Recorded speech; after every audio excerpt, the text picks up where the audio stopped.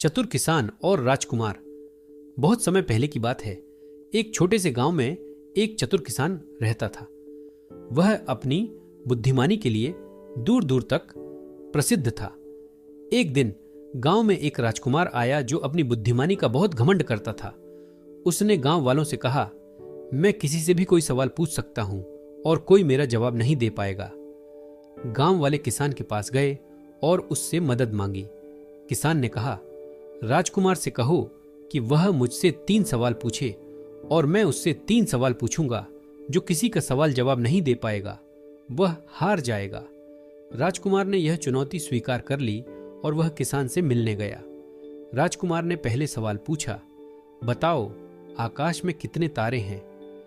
किसान ने मुस्कुराते हुए जवाब दिया, आकाश में इतने तारे हैं जितने तुम्हारे राज्य के खेतों में धान के दाने हैं। गिन सकते हो तो गिन लो। राजकुमार निरुत्तर हो गया क्योंकि वह जानता था कि धान के दानों की गिनती करना असंभव है। अब बारी किसान की थी। उसने पूछा, राजकुमार बताओ इस पृथ्वी के केंद्र में क्या है? राजकुमार सोचने लगा लेकिन वह जवाब नहीं दे सका। उसने हार मान ली। किसान ने हंसते हुए कहा, पृथ्वी के केंद्र में तो अर है, क्योंकि पृथ्वी शब्द के केंद्र में अर अक्षर है।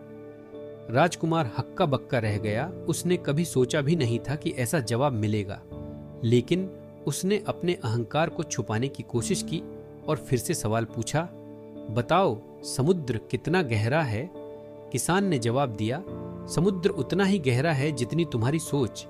अगर तुम्हारी सोच गहरी है तो समुद्र भी गहरा होगा, और अगर तुम्हारी सोच छोटी है तो समुद्र भी छोटा होगा।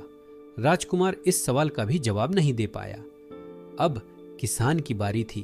उसने तीसरा सवाल पूछा, राजकुमार बताओ सबसे बड़ा सत्य क्या है? राजकुमार ने बहुत सोचा लेकिन वह इस सवाल का जवाब भी नहीं दे पाया। तब किसान ने कहा, सबसे बड़ा सत्य यह है कि तुम हार गए हो और अब तुम्हें इसे स्वीकार करना होगा। राजकुमार ने हार मान ली और गांव वालों से माफी मांगी।